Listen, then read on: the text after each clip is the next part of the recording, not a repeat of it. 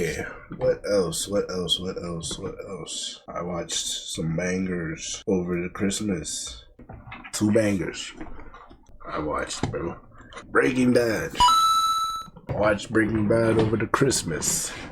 Must say, after watching this gotta put this top five shows. Top five shows for sure. Definitely up there, bro.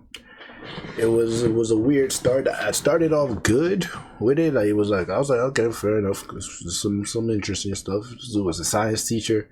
All of a sudden, he saw how much money you could do making meth. He's like, bro, I'm broke as shit.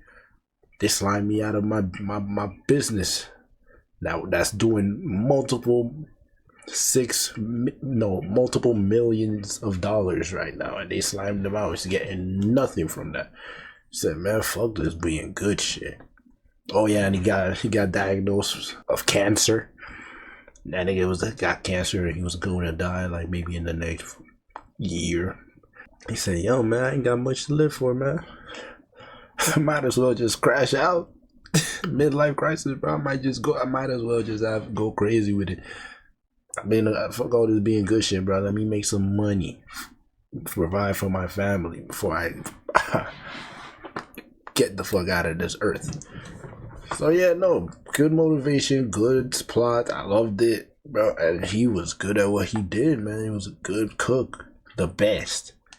That nigga was the best, and no one could stop him. No, like, the character development was just insane. Like, at first I was too upset with it, because I'm like, bro, there were so many parts of it when, like, in season 2 and 3 where this dude just seemed pathetic, bro. I'm like, god damn, bro, how people even respect you out here talking about some Heisenberg, like you some cold ass nigga, bro. You scared of everything, like, nigga, to put a gun to your head and you're scared of shitless, bro. Like, you can't handle nothing.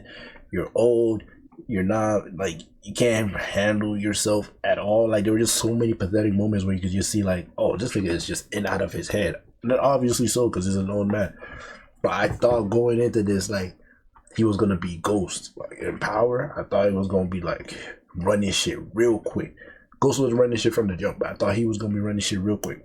But I realized, no, that's just part of the character development, bro. Every season, like, he gets more. It gets to the point where, boom, he becomes the head honcho. He becomes that nigga, essentially, bro. And it was cool to see, man, how he started working with the head honcho. Gustavo Fring was working for him, making good money. As dude was like, he was still clearly unsatisfied, and then it got to the point where it was like, Gustavo wanted to get rid of Jesse. We're gonna get into Jesse soon. Gustavo wanted to get rid of Jesse.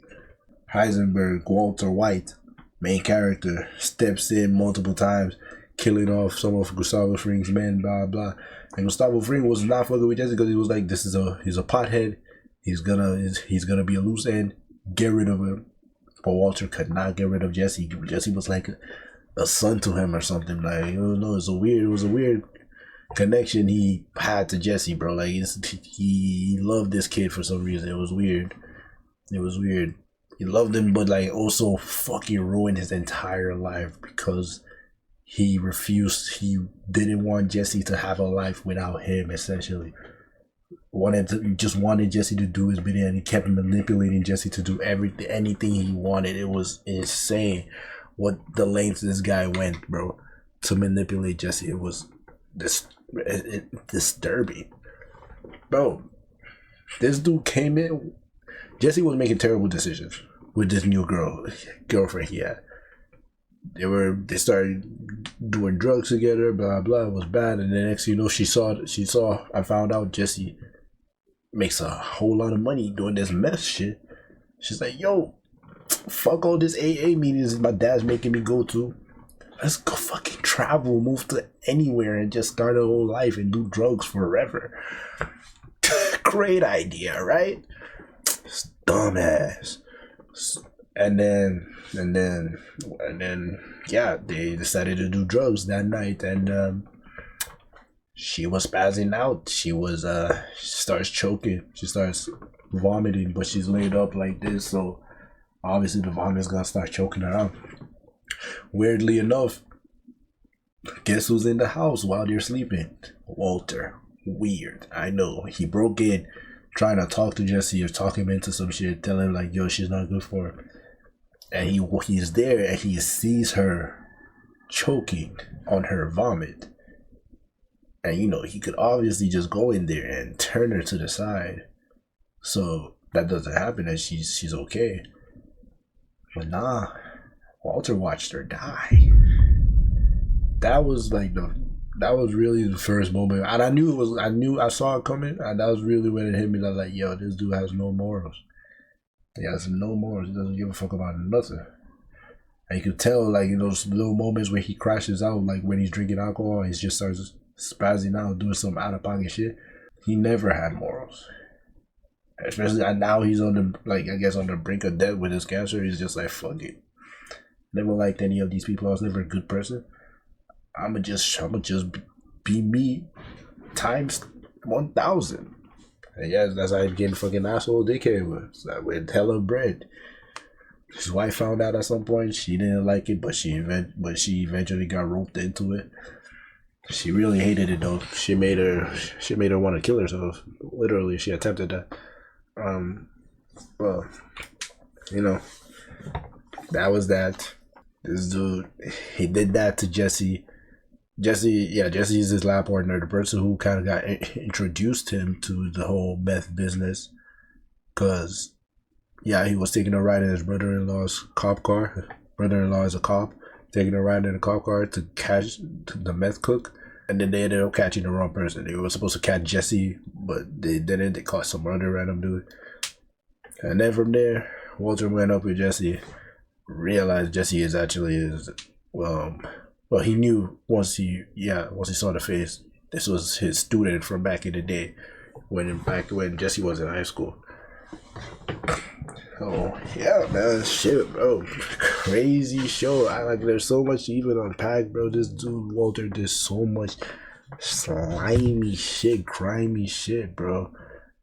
And like you could tell, like he just, because it got to the point where he actually beat the cancer. Like he was actually fine and going to live on.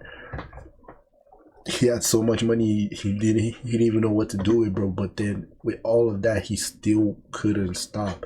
He got so much self-worth, and that's the thing. That's a life lesson, bro. I feel like people need to know when it's time to just say it's good. Like I'm good. But no, some people their entire self-worth is in something, and they can't see a life other than doing this thing for the rest of their life. Like they don't see a life outside of that. But it's like, bro, you get too deep into something, especially something like that where it's a crime. Nigga, get in, do your thing, get out. But that's the thing with a lot of these criminals is once they start printing the money, bro, they never want to stop. They can't stop. They're addicted to it. Their whole self-worth is in it, so they can't stop. Which is why even people that go to jail after a long period of time, sometimes they come out and they still go back to doing what they did because they don't know anything else. They don't know how to do anything else. This is the one place they felt competent, and that feeling of competence is an addictive feeling, bro. When you feel competent that you can do something, bro, that's something you never want to lose in your life. So that's why a lot of people go back to doing the bad shit that they know, dealing with the devil they know. Stuff, and that's literally what happened to Walter. Couldn't stop. He never stopped, but he dead ass just never got caught. He won. No one could stop this nigga. He was just too smart, way above everyone in intellect. It was unfortunate. He did get caught, and he got caught because he felt bad and he didn't want to put his brother-in-law in a bad situation, so he just let it go. But even in getting caught, he had people he had made deal with, so that they needed him alive to get the other end of the deal. So they came in, killed his brother-in-law, killed everyone around, turned Jesse into a fucking slave because Jesse decided to snitch on Walter. Because Jesse realized this dude Walter was just a fucking problem, but this dude Walter did so many terrible things to him just to manipulate him to do what he wants. They said, nah, enough's enough. This dude needs to go to jail. He can't keep getting away with it. You can't keep getting away with it! He can't keep getting away with it! He won't. That's what he's... I might put that clip there. He can't keep getting away with it. And he still got away with it, bro. Still got away with it. Jesse became like a slave for these dudes. They forced him to make meth and kept him in a cage. That shit was sad to see. And after all of that, Walter still came back, killed all them niggas, and set Jesse free. I don't even know how to feel about that. Imagine feel, oh, he's still a good guy after all this. No, he's not. He's a terrible person. He just had a weird clinginess and obsession with Jesse Pinkman for some odd reason. But the clinginess was only just fucking up Jesse in many ways because he was being manipulated.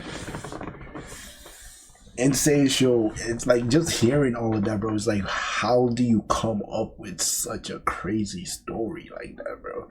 With such emotion and such in depth. Like, man, people are talented in this motherfucker. Yeah, people are talented. This is amazing to see, man. So yeah, Breaking Bad, man. Breaking Bad gets a 9.5, 9. Breaking Bad gets a 9 from me. 9.5 in between. Amazing show, man. Loved it to death. The shit was a banger. Not gonna lie.